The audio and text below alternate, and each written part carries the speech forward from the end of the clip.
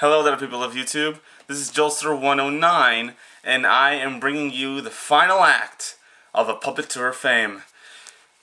I am going to stop talking because this takes forever for me to put up, so thankfully, Act 2 came up on time because I was smart and I pre-recorded it the day I got back from work, and I was rendering it as I was at work, so my computer was hard at work while I was hard at work.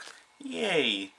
Anyways, let's just get right to it, because you guys already know what this is, and frankly, I don't think I need to explain myself anymore, so let's just get right into it. Let me bring it up. Where is it? Over here. Okay, in my ponytails folder. Yes, I do. Where is it? I should have had this ready. No, it's not Grimdark. It's not Grimdark. It's Darkfic. Dang it. There it is. Okay. And here we go, guys. I'm not gonna mention anything else.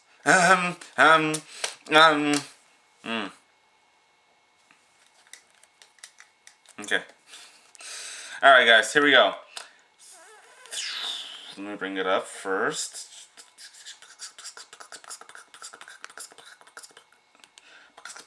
Okay.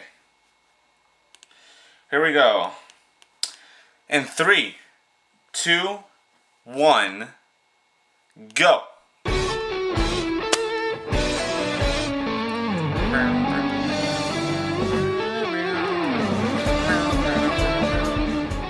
Ponytails. Read by Scribbler.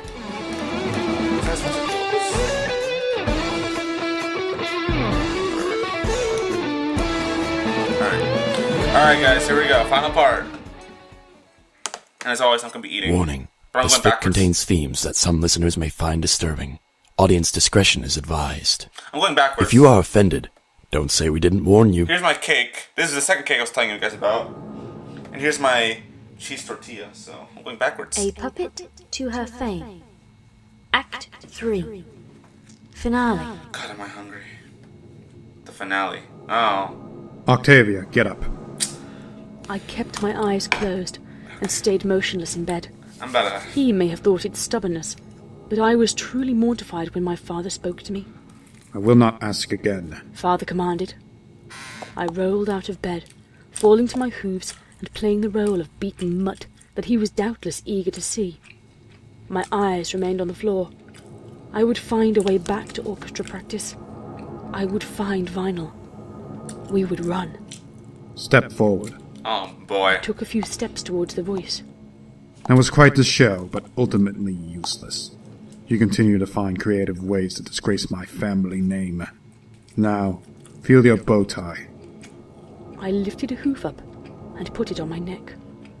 The collar, half metal and half magic that they had devised for me, was latched in place. Oh, I could feel the one of tingle those. of magic coursing through it, and the true despair of my situation sank in. I had hoped it wouldn't come to this, but my wife's methods prove insufficient. She'll be in shortly to begin your training. I suggest you stop antagonizing us. Both of us can track that collar. Both of us can use it to deliver a powerful magic surge for your nerves. My father's horn glowed, and the device around my neck tightened. I could still breathe, yet it dug deeply into my skin. To demonstrate what would happen next time I disobeyed, he effortlessly activated it. I fell to the floor in exquisite agony as I felt hundreds of nerves running through my body, from my brain down my spine to my hooves, ignite in white, hot fire. As sudden and severe as it was, the searing affliction vanished just as quickly, leaving me gasping. We thought you had better sense than this. It's truly disappointing. We have given you everything, sacrificed everything. All of this we have done so you could be capable of playing music. Years of schooling, dozens of instruments, countless tutors, the best experts on music theory money can buy, and still you refuse to learn your place. She doesn't want your fucking place. Tears I'm already streaming pissed from my off. eyes. God damn it. Even if I got to Vinyl, what good would it do now? Would she or Lyra even know the first thing about this kind of magic? Behave for your mother, and I'll escort you to the theater to practice tonight. Father stated. I heard my father exit, and my mother enter. I've been waiting for this day for a long time. Go ahead, call me names now. Mother spat. I stood up and faced her, searching for the words to convey my feelings. I gave you an order. Insult me! Her horn glowed briefly. The sensation of thousands of small cuts spread across my skin, sending me convulsing to the floor. You're too big a coward to face me without magic, I whimpered from the floor. Huh. Is that so? Then go ahead. Hit me. I looked up in time to I see her would walk love over to. and aim a kick for my head. I rolled to the side, but was still too weak to get up. Doesn't look like you have it in you. Now, sit. I closed my eyes and sobbed until she sent another burst of pain through me. This time, my nerves told my brain that I was being compressed under several tons of pressure. I felt like I was being forced through the eye of a needle, yet I had not moved. Sit! I got up and sat on the floor. I had never felt so humiliated. Would this be my life, controlled from a safe distance by my cowardly parents? Was I destined to know only pain and servitude? Good girl. Now, stand. I stood up. There was still the chance of reaching Vinyl and getting free. If I waited long enough, perhaps the puppeteer would even come to my rescue. Good girl. She held out an apple to me as a treat. Are you fucking kidding? I fell to the ground, biting my tongue as jolts of electricity arced through me. His new collar has so many exciting features. I do enjoy finding out every single one of them. So go ahead, try my patience. I looked at the clock. There were still 6 hours until practice and any hope of escape. I ate the apple, then softly spoke while keeping my eyes on the ground. If I behave, may I nap? If I believe you've learned your lesson, and not a second sooner. I'm tired of having servants lock your room at night. I'm exhausted from constantly having every pony ask me about my gifted daughter and what it must be like to have such talent in the family. If they only knew what a spoiled brat you were. Oh sat yeah, quietly she's spoiled. while she paused, Fuck testing you! whether I was going to say something stupid. I didn't have the motivation. I had brought all this upon myself. Roll over. I proceeded to roll over onto my back.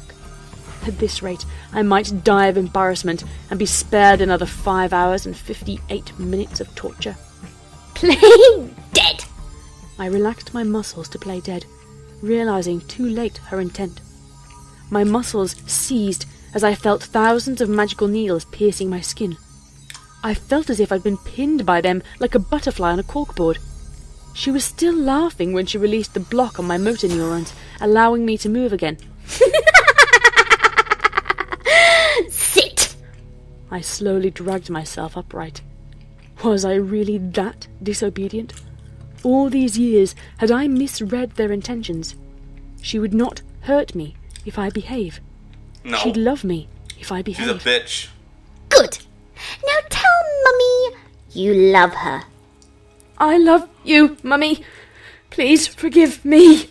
I won't forgive you, but you may have your nap. If I hear a peep or that you left the bed for any reason, you'll be sleeping outside again. Yes, Mom. Even to use the bathroom. I walked to the bed and slowly climbed onto it, then buried myself under the covers. It was my fault. I could never do anything right. I couldn't learn music on my own. I couldn't follow orders or make proper friends. I couldn't even be born a unicorn. All I did was anger my parents. And for what? I cried myself to sleep, wishing I knew how to make my parents happy. I dreamt of how my life would be if I obeyed my parents. In my fantasy, they had allowed me out for dinner parties and bought me presents for my birthdays. My father would let me watch him conduct, and I composed grand symphonies with my mother. In the dream, the only thing I had done differently was behave. I heard the door open in what seemed like minutes, yet it had been hours of restful sleep. It's nearly time for practice. Get up, Octavia. I quickly scrambled out of the covers and rushed to sit in front of him. I kept my eyes on the ground, hoping to placate him and my mother. You're right, honey. He said to Mother, and turned to me. Lay down. I laid down on my belly, listening to them whispering back and forth. The pain from earlier was still lingering, so I did not move a single muscle. At last, I heard them turn to leave. Did I make you happy, Daddy? Yes, you made your daddy very happy. Now finish the sandwich on your table and meet us downstairs for practice. My gaze followed his gaze to the bedstand. A plain wheat and sunflower sandwich sat on it. I hurried to finish the sandwich I had been left. It wasn't until I was done and walking downstairs with the cello that I remembered the whole point of this day. Lyra would get vinyl, and vinyl would free me. No! A voice inside me spoke. You can't run away. It would make Mummy and Daddy angry. I took a seat near the door and waited for my parents and the butler to arrive. And what about you? The trio would escort me to the theatre, ensuring I didn't escape. Remember, My father warned. you even think about stepping a hoof out of line, and I can fry every neuron in your body. Your mother has begged me countless times to end you. It is only by my grace you live. The only thing I despise more than you was admitting my father was right. I will not give him the satisfaction of being right about my wife, even if that means throwing you off the cliffs of Canterlot myself. I was sobbing freely now, truly a slave to the cruel fate he had engineered for me at birth. I could not imagine how it could possibly get any worse than this. I wished with all my might for the music to haunt me, or the strings to aid me. I would give anything to be rid of my parents once and for all. I knew these things would be impossible. I was their property now. But perhaps, if I behaved, I could be their daughter again. Perhaps it was not the unseen hand of fate's job to save me. What had my parents suffered to give me that gift of musical talent? To imagine using their generous gift against them suddenly seemed wrong. Obediently, I followed him to practice and performed my music. I wish there was more to tell about the heroic moment where I defeated my father at the orchestra that night. There was none, for I had been broken. Towards the end, as I marched back towards my father, Lyra dragged me off to stage left. Come on, Octavia. I'm getting you out of here. What did he do to you? You look so broken. Stop. I won't go. Please, Octavia, you have to. We were so worried when you missed practice again. It's Friday. It doesn't matter. Lyra Heartstrings. The calm, collected voice of my father recited. Lyrist, Royal Canterlot Orchestra, will unhoof my daughter and head home. Your services are no longer required. Do not return on Monday. What? Who the hell are you? I can't be fired by some has-been child abuser. Lyra spat, her words filled with equal parts venom and malice. Do you know who I am? I own this theater. I own this orchestra. I hired the conductor and the judges who chose the musicians. I own you. Now leave, Lyra, before I have you thrown in jail by one of the police on my payroll. I looked up off the floor for the first time that night, into Lyra's eyes. She was crying silently, gazing at my bruised left eye. She was my first friend, the first ray of sunshine in my life, and I would never see her again. I'm sorry, Lyra. So sorry. Lyra turned, with her lyre hovering close by, and exited through the back door of the theatre. You're not as stupid as you look. Father whispered. He led me away from the other musicians towards an exit. It almost makes me want to tell my beloved wife to take it easy on you. Almost. Oh, fuck you! The conductor wishes to have a word with you. The butler whispered to my father. I watched as my father went to speak to the conductor, and my mother chatted with a unicorn that was playing a custom violin. I glanced at the door, and could see Lyra peeking through it. She said something to some pony I couldn't see, and a second later waved a pair of purple sunglasses at me. I wouldn't fall for their trick. I was a good pony now. Milady, go to your friends, if only to say goodbye. I will cover for you. The butler said. No, please, it's a trick. Milady, you won't get another chance. Please, let me see you smile one last time. I looked up at him. Butters? The butler grinned at my nickname. I smiled back at him. Thanks. I hurried over to the backstage exit and went outside. I was surprised to not only see Vinyl and Lyra, but Bonbon too. Octi, thanks, Celestia! The guards wouldn't let me anywhere near your mansion! It's okay. Thank you for everything, but I need to behave now. See, Vinyl? They've done something to her! We can have them arrested! Lyra shouted. Vinyl's horn lit up as she examined me. I could feel my hairs tingling. Something's in the bow tie. Oh, I think I know just the thing, Lyra stated. She fired up her horn and focused on the bow tie. I was hit with a wave of pain, causing me to collapse to the floor, whimpering. Sweet Celestia! That's the vilest thing I've ever seen! What is it? Bonbon swore.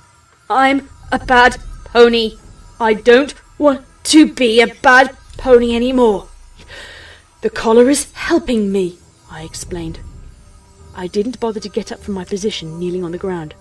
Damn it, Octi, listen to yourself! I don't know how, but we'll get into the mansion. Just meet us at the servant entrance in 2 hours. We'll figure out a way to remove the collar by then, Vinyl promised. All right. But if this rescue attempt fails, I never want to see you again. I don't want to hurt anymore. I turned around and walked to the butler, who had been waiting for me to finish. He took me back to my parents, and we walked home. Where the fuck is Celestia? My father carried my cello for me, quite thoughtful considering his disdain for me. Perhaps it was his backhanded reward for my submission. I no longer cared. They were so close. Could they help me fight him? I dared not even acknowledge their presence, lest they do something stupid and get me punished. I ignored them and focused on the music. It was my funeral dirge, the Sanguine Sonata, I would call it. It would be my masterpiece, the ageless song that every pony would know even 10 millennia from now. The sorrowful song written by Octavia, a great musician who took her life after writing it. What a poor, tortured, and yet brilliant soul to compose such a masterpiece. Historians wonder why it took such depression to make something so beautiful and timeless that Celestia herself still weeps to hear it. I found myself at home soon enough, or late enough. It doesn't matter. I found myself standing before my father and mother in my room. Just the three of us, the collar, and the cello. Well, I've been looking forward to this. I told you it was a good idea, honey. Look how well my little girl is behaving herself now. Yes, just one problem. The butler has informed me of your escape plans. You will be punished accordingly by your mother. Your friends will not be meeting you in 2 hours. I shot a glance at the butler, who would not look me in the eyes. So, any smart-ass remarks? You want to tell your father about his small penis now? Octavia, I just love you so much, and you don't have orchestra practice for 3 whole days. I have a very, very special weekend planned for you. I'm going to find out exactly how much pain it takes to make an earth pony pass out. And then I'm going to do it again, on the hour, every hour, until orchestra practice Monday. That should ensure your loyalty. I heard the butler close the door. And let's not forget Father's gift to you. He has given every servant in the mansion the entire weekend off. It's just the 3 of us now. We gave a pound of flesh for you. I think it's only fair we reclaim that pound of flesh tenfold for your wretched disappointment of us over the years. No pony will hear your screams. I thought that tensing my jaw muscles and closing my eyes might somehow brace me against the pain I knew was coming. It did not. The first wave was little more than a jolt to get me on my knees. I suppose I should pace myself, yet it's so fun to watch you squirm like the wretched parasite of a mud pony you are. My mind was overwhelmed as I was consumed by fire. I screamed in horror, convinced I was being burned alive. I quickly tried to roll around and smother the flames, flailing about uselessly on the floor. If Celestia weren't a goddess, I imagine this is what her son would feel like if she were to visit it. How do I put into words what it is like to have every cell in your body screaming at your brain, warning you that it's being burned alive? How would I count the infinite network of nerves flashing between unbearable heat and cold throughout every organ? Do you know what we sacrificed for you? I thought you'd have enough common sense to listen to reason. I thought you were smart enough to function without me pulling your strings. Now, this will be your life until you die. Wave after wave of my mother's torment hit me. Between each assault of my mind would come a verbal command. Whether or not I obeyed it, she would fire up the collar again. I was burned, frozen, stabbed, electrocuted, and more. The apathy and submission I felt earlier was being replaced by hatred and blind rage. Where's the unicorn slut now when you need her? She's probably off banging the first stallion that walked out of the theatre. Heck, she might just have grabbed the first flute she could find. You mean nothing to her. You mean nothing to any pony. No! I spat between the tides of agony. I am not your puppet! That's exactly what you are. A worthless earth pony that needs us to pull the strings to keep you out of the fields picking wheat. A rage was building up inside me, burning in my chest and tinging my vision red. The pain from the magical device on my neck was blocked out by the fury building in my mind. Anger became my world, my sole focus. I found myself standing, despite the protests of my muscles. I narrowed my eyes as my heart raced. Vinyl loves me more than you ever have. I wish you were dead! Father and mother shared a glance before I felt a new wave of pain. Only, it didn't hurt anymore. The electric energy surging through me was no longer perceived by my brain as agony. Instead, it mirrored the emotional fury I felt. It fueled my need to be rid of them, permanently. I began to walk toward them, each muscle coiling up to strike. That was when the music began again. It was loud, angry music, filling me with courage.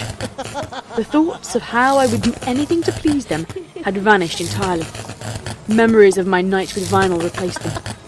Thoughts of my friends at the nightclub shattered my chains. The overwhelming agony of the life they had crafted for me trumped all other emotion.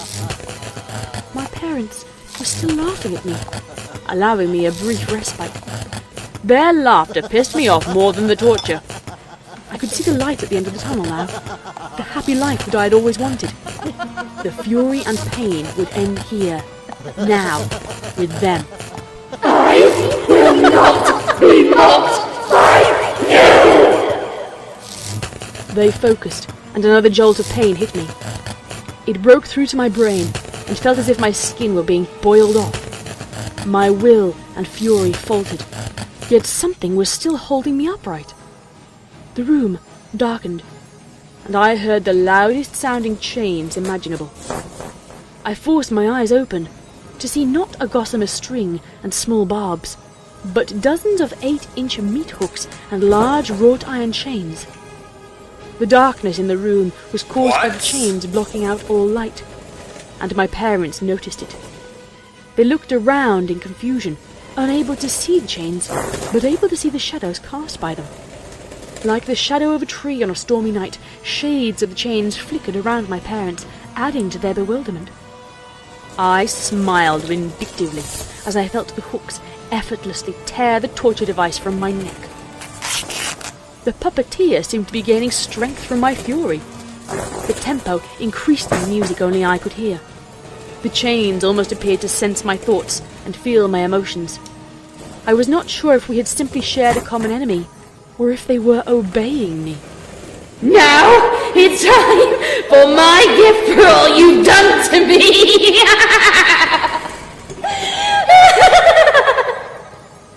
I laughed maniacally.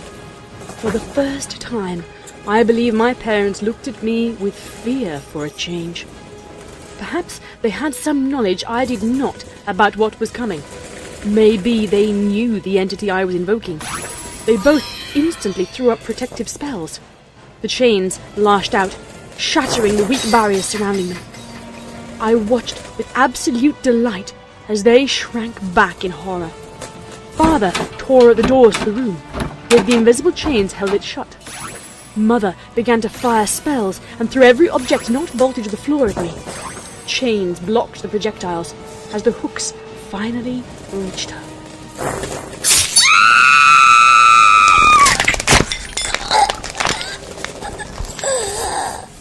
It was that first scream, when I saw the blood, that I realized what was really happening.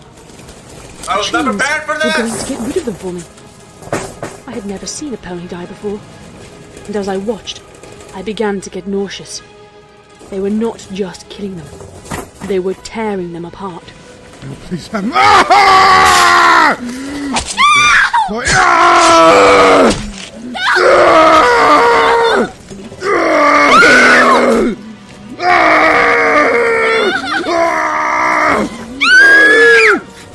As I felt the urge to vomit, I backed away and decided I did not want to watch this.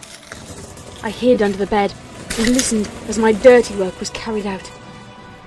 After a momentary silence, I peeked out from beneath the bed and quickly wished I hadn't. My eyes closed and I hid as I heard the continued sounds of their punishment. The chains ground together, filling the room with their echoes. Loud popping noises, likely their joints being pulled out of sockets, forced me to flinch. The music, for all its angry glory, did nothing to hide the sounds of my revenge. I had always imagined death to be peaceful, like the bodies at a funeral.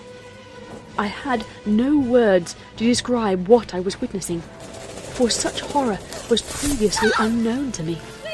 Mother was screaming wildly in pain. She's still I wished alive! the chains would hurry up and finish the job.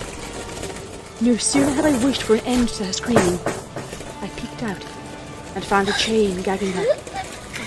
I'm doing this. I'm killing them. It's not some unseen force.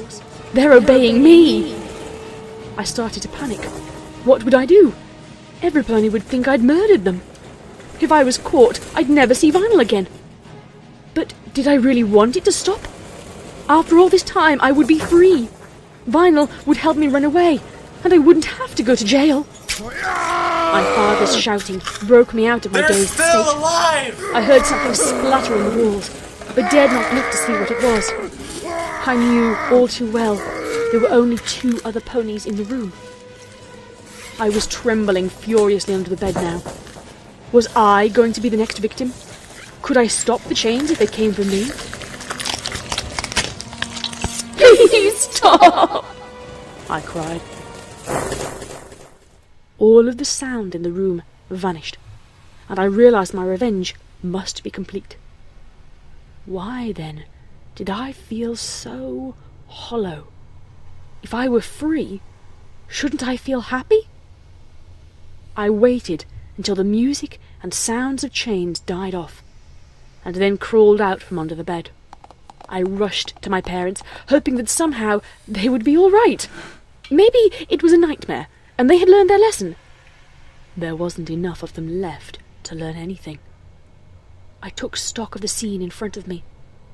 They were gone, and I was free. All I needed to do was walk out the front door of the mansion. My legs refused to move, as my mind still tried to cope with how they had died. The puppeteer I considered my benefactor had not just killed them, as I had so longingly wished in secret. It had tortured and quartered them like wild beasts. Had it been the chain's will that killed them, or my own desire for revenge? I danced around the conclusion that I didn't want to draw. I murdered them. I'm no better than them. In fact, I'm worse than them. I murdered my parents. I stood between them, my fur now red from the earlier ordeal. I had wanted to be free of my parents at any cost, but not like this. Never like this. It's okay. I was just angry. I didn't mean to kill them, but even if I did, does it matter? Whether I feel hollow or victorious, It's done now. I'm finally free. I was frozen in place, as if I were dead too. The room was completely silent. My parents, the music, and the chains had all abandoned me. As I struggled to walk towards the door and leave, I felt more alone than I had ever in my life. The room was beginning to spin, and this time I did not feel the nausea coming. I vomited on the floor and began to stumble backwards. I needed to leave before some pony found me here with the bodies. I needed to find Vinyl. I needed to breathe. Just get out. As I hyperventilated, They'll think that I something felt a little happened. voice call out to me. Because I you looked didn't around physically kill frantically, them. only surveying more of the fresh coat of paint on the walls. I lost my balance and collapsed on the floor.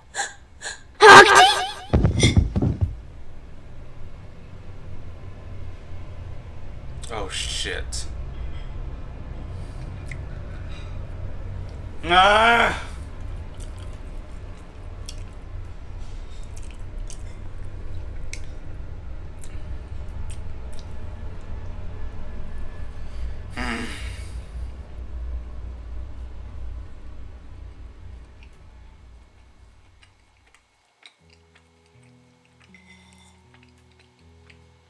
I woke up in bed, which would not have surprised me, yet I was clean. My last memory was of losing my balance amidst a sea of red. How then had I ended up clean? Once I had finished expecting myself, I looked around and began to realize where I was. This was Vinyl's apartment, which meant I had done it. I was safe. Vinyl noticed my movements and began to walk over. How'd I get here? It's not safe. Easy. You had a traumatic night. We're safe now. No, I don't want it to happen again. I need to compose something. Oh, where's a pen and paper? For what to happen? The hooks! I killed them, Vinyl! I sat up and began to scan the room for my cello. It's okay. We don't have to talk about it now. I got us tickets for the next train to Pony. No, it's not okay. If I don't compose, they'll kill you too! Or me! Or every pony! Octi, you need to calm down. Look at me. I want you to take these sleeping pills and say, to hell with music. We're gonna go to bed, and you'll feel better in the morning. I whispered out, To hell with the music.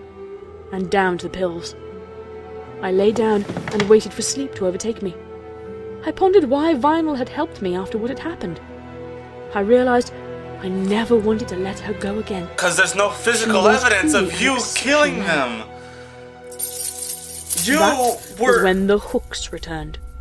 It was not enough for them to inflict such horrors on a mare as she watched helplessly. Now they did not want me to sleep. They wanted me to resume composing. They attached themselves to me, What? 2 per limb and 2 on my face. The invisible puppeteer wanted to guide me to a pen and parchment, but I was dead weight at that point. I did not care how hard they pulled. I had gone numb to the world and wanted nothing but sleep. I supposed I looked quite ridiculous, seizing on the ground. Vinyl told me to sleep. I'm not going to write any music tonight. Vinyl was standing over me, a worried look on her face. She and the strings fought to control my body. She was careful to wait until I stopped convulsing to grab me. She kept trying to make me throw up the pills. I tried to mouth some words of comfort to her. However, at this point I found I could not move a single muscle in my body. The puppeteer was now in complete control. Despite my unwillingness to compose, I walked over and sat down right in front of the wall and began composing the Sanguine Sonata on it. After a few tries to dissuade me from my task, Vinyl gave up and went to sleep. Once the sonata had been finished, I joined her, regaining control of my body just in time to pass out from exhaustion 2 seconds later. It was late the next day I woke up. Vinyl brought me over a sandwich and some water. Hey, Octi, you had me scared for a while. You okay to talk about Last night? She sat down next to me and guided my head onto her shoulder. I nodded my assent. Sure. The food and water could wait. I wanted to feel safe at her side. Look, I'm not mad at you. I don't know how that happened, but they're gone now. They were evil. But what happened? Mother wanted to torture me more, to control me, but... I'm sorry, Vinyl. I understand if you don't love me anymore, but I can't talk about it. What? No, that doesn't change how I feel. Vinyl stared at the sonata on the wall for a while, letting the words sink in. How did they die? It was just you and them when I got there. I didn't want to! I just wanted the bow tie off!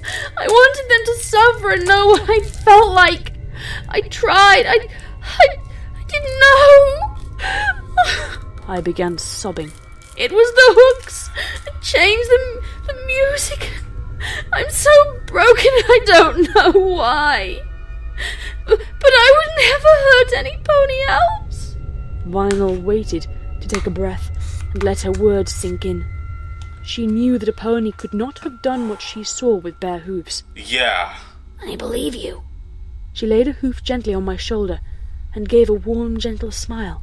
I looked up to tell her how much that meant to me. Then I saw the hooks hovering all around her, taunting me. Stop! They were large enough to skewer her. What the fuck are the Wait! hooks? Don't hurt her! Take me! Octi? Vinyl looked around in confusion. It's not fair! I composed last night! Please make the music stop! My whole life, I had nothing. Then, I had everything, only to have it torn from me. Vinyl was my ticket out of here, and I could barely understand my emotions for her after the horror we witnessed. Vinyl came towards me, the hooks shadowing her. I ran to my cello, tears running down my face. As soon as I picked it up and headed for the door, I looked back. The hooks were leaving Vinyl alone, following me now. I'm sorry! I have to play the music! If I don't, they'll kill you too! I turned and fled out the door from Vinyl. I ran down the street, letting the sound of the music guide me. It grew louder and louder the closer I got to the theatre.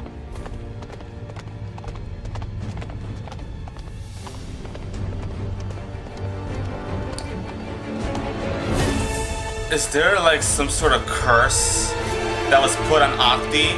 Because the hooks make no damn sense. The only thing I can come up with is that it was a curse. But by who?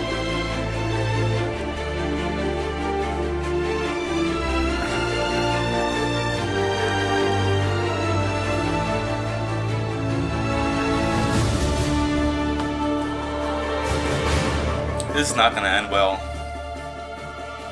It's not a grimdark. Somehow. But I don't know, man.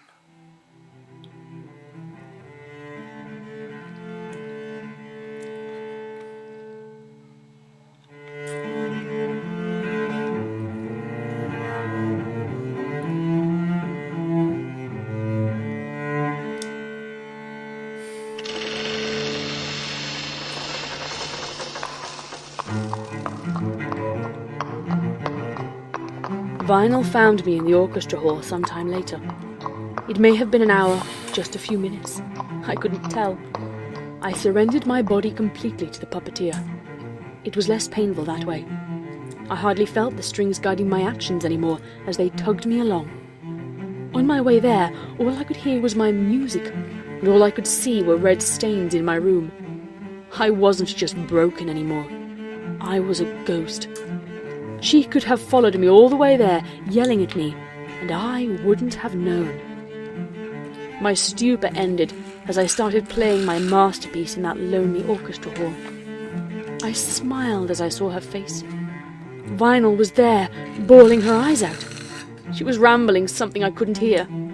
She must have followed me. I hated seeing her cry, but knowing she hadn't given up on such a lost cause was such a painfully endearing bitter sweetness. I cried upon seeing her. Her face, scrunched up in heartbroken sadness, brightened, if only a little. Even after running from her to try and protect her, she refused to let me go. Octi, you still in there? She asked apprehensively. Yeah. Oh, thank the goddess! She embraced me, crying into my shoulder. The gesture interrupted my playing and I shrugged her off. She fell to the ground with a hard thud. I cringed, but there was nothing else I could do. I could only ensure our safety by playing. It was nice, though, to feel her touch. Her wet tears against my skin. Just tell her to let you finish, I please! wonder if that would be the last time she'd ever hug me. Octi! Come on, just talk to me! I can't take this! Do you hate me or something? I was silent. Tell her you need to finish the Explanations damn would wait until the song! hooks and I strings want us had to be vanished from happy, goddammit! Just say something! I don't want to do it, but I'm gonna have to go home and get all sorts of smash to get you out of my mind. Okay, wait, that came out wrong, but you're really freaking me out! What do you want from me? Just say it and I'll do it! It just so happened that the tempo of my piece increased as the silence built between us. I think it was something she understood, the beat and what it meant in a piece. A look of determination came over her. Huh? What? You want to play music? She stood up, wiping her cheeks. Maybe because music brought us together, we shouldn't say to hell with it? Yes, the song has to finish. I don't want to mess up your song, but if this is what brings you back to me, I'll do it! Vinyl frantically scoured the music hall. Her heart racing against a self-imposed clock, she began muttering swears to herself. Before she grew too tense, she found what she was looking for. Her drum set. A drum set? In a theater hall? She sat down and began her thumping bass line. Almost in a cruel twist of fate, the beat was set to the tempo of my heart. Every pounding beat by her broke my resolve.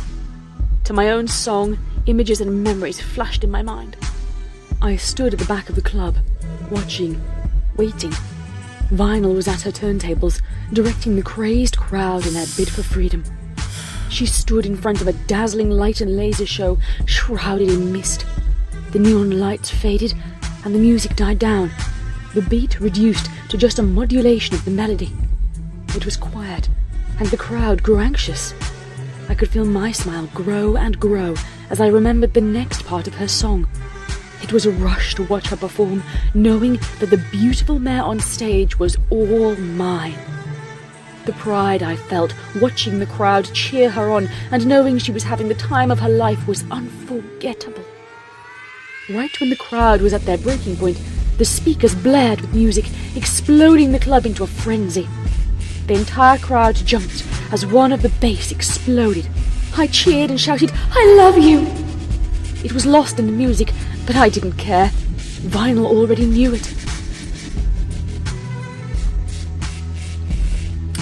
This is reminding me, even though this came out Later that years night, ago. Vinyl took me to a Not years ago, bathroom. like last year. I have had too much high society in my life to enjoy anything. This reminds me of the clean and duet raw. between Our time Octi together and was Vinyl dirty, and Slice of fast Life. and passionate, but it was everything I wanted it to be. Although a much darker build up to it.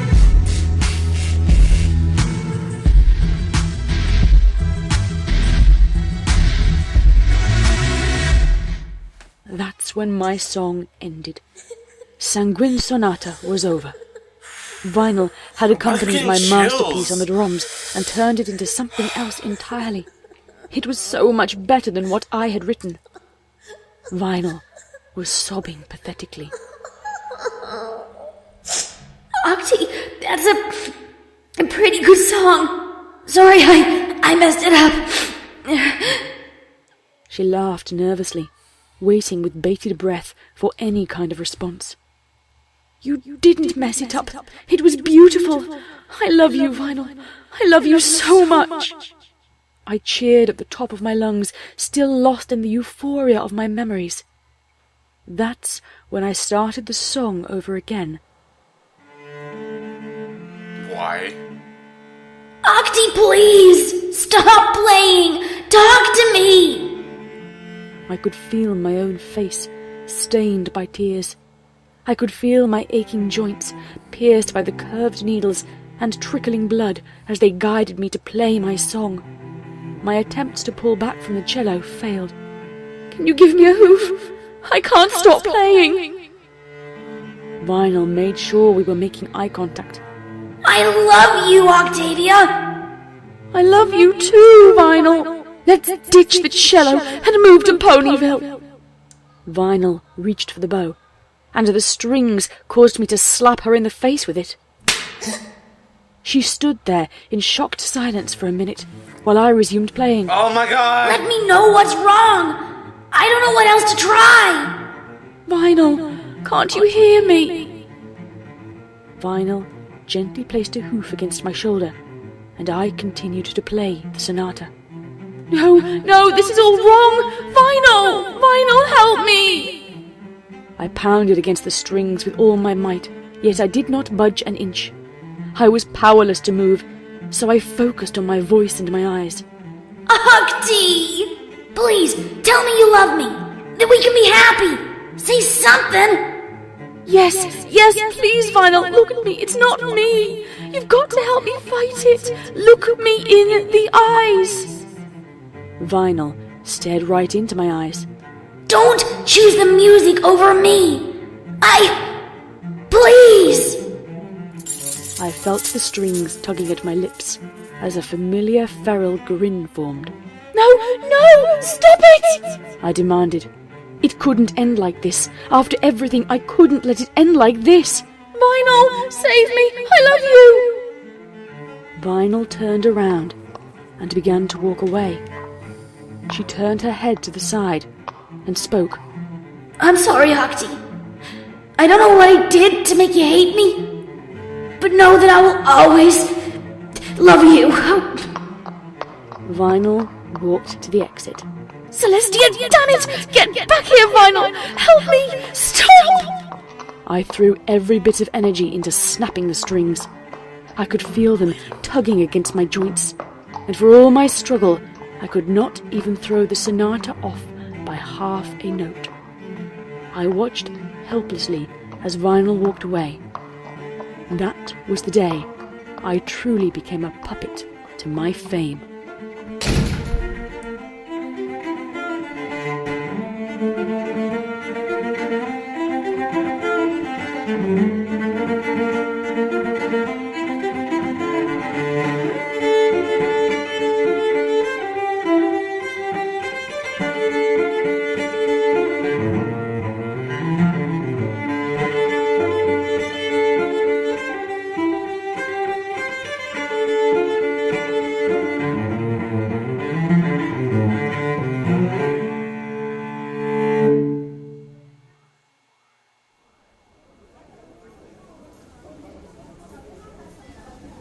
Here's your seat, ma'am. The performance will be starting soon.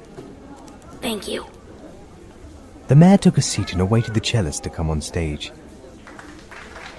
It did not take long before the age-grey musician reached the cello and readied her bow. She wore a faded red bow tie that was accented by her black hair with grey streaks. Her wrinkled face conveyed the great wisdom and experience from a long life of music. The musician's purple treble clef was just as the mayor remembered it. Octavia sat on stage and began her number. The mayor instantly recognized it, for it was the musician's most famous and tragic work. It was the Sanguine Sonata, the last cello sonata she would ever compose. After all these years, the mayor still cried when listening to it. For 70 years, Octavia had no rival on the cello, and no composer to match her talent. At least she was happy, standing on stage with her cello. Even from this far away, the mayor could see her wide smile.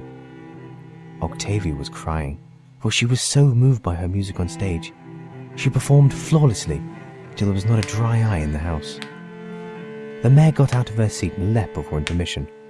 After all these years, the song was still too painful to finish listening to. At least Octavia had gone on to live a happy life without her.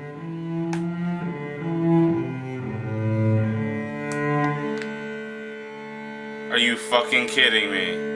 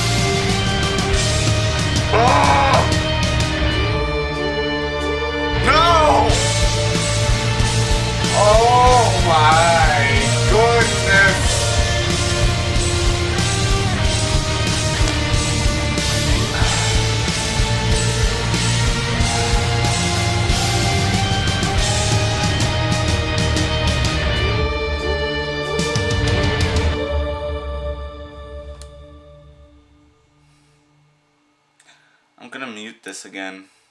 That was A Puppet to Her Fame, Act 3, Finale.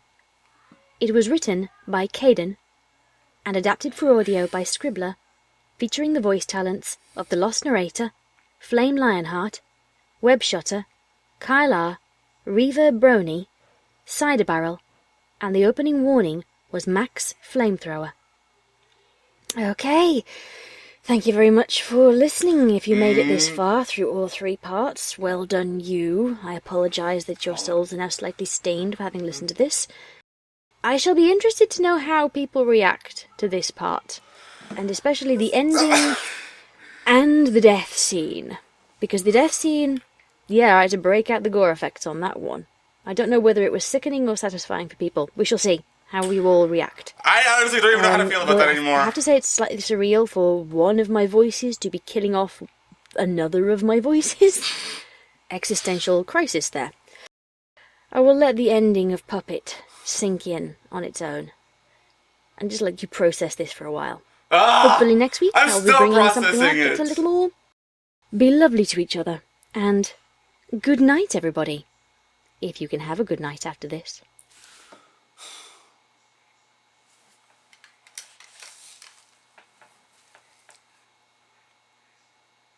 No!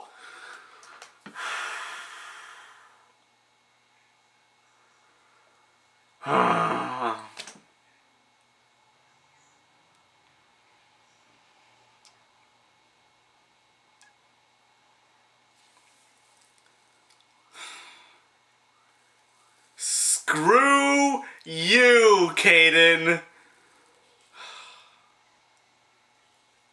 JK, but seriously, why? Why? I was like, so this is like an alternate universe. This is an alternate universe. I was thinking the whole time that the ending is gonna be them going to Ponyville, and then let that be that. But no. This is an alternate universe where Octi and Vinyl break up, and Octi unwillingly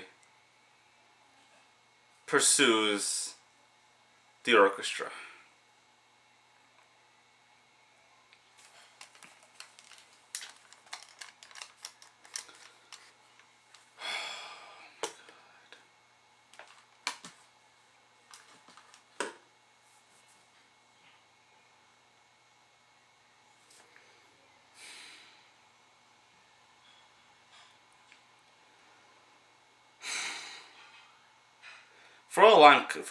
For all I care, the parents got what they fucking deserved.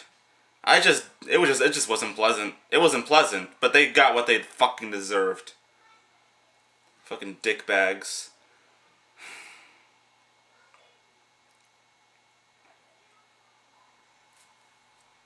And fuck the butler.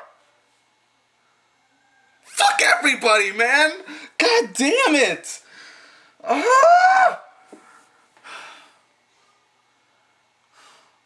I'm very upset.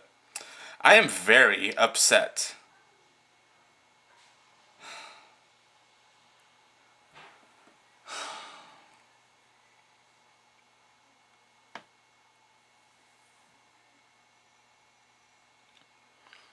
"57 minutes I've been recording.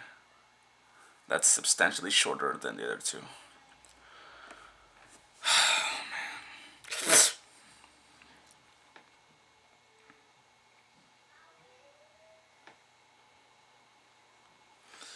Oh man.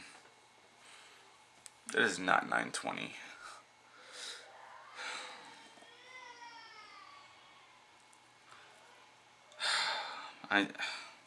I can't. I just can't, man. What do I say after all that? After all of it?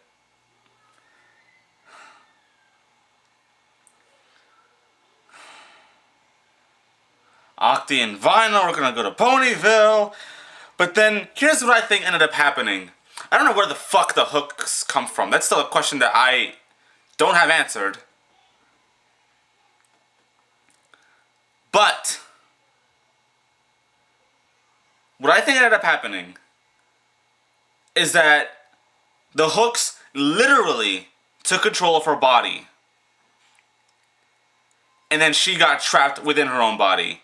And when she was yelling, Vinyl didn't hear her because she was just yelling in her own mind. That wasn't her physically speaking.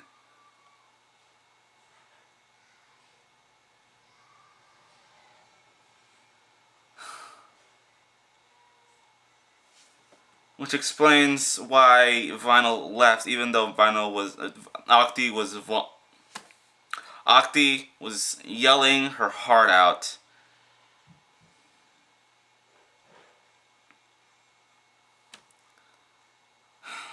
I'm upset. I am very upset right now. I couldn't enjoy my cake. There's background noise. I don't know if you guys can hear it.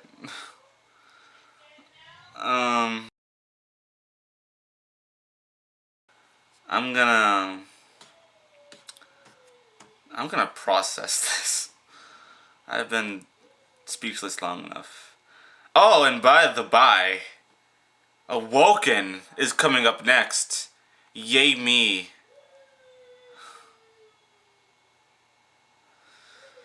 Oh, my life. What is my life? What is my life? What is my life? What is my life? Alright, guys. I hope you enjoyed this dreadful, dreadful fanfic. I am gonna go and calm my mind because there's too many thoughts in my head right now and I can't process much because my mind.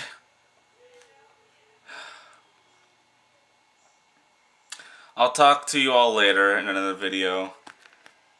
Stay tuned. I'll see you in the next one. Goodbye.